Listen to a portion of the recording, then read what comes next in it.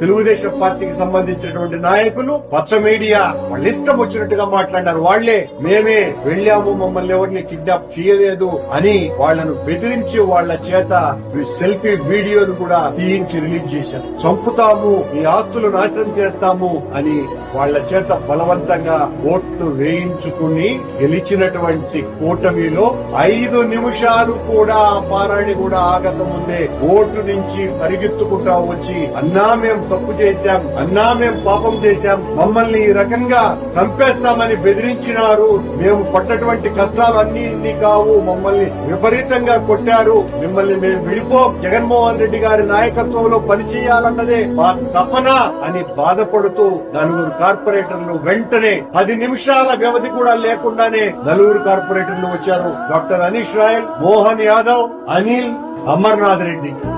ఈ 4 కిడ్నాప్ చేసింది.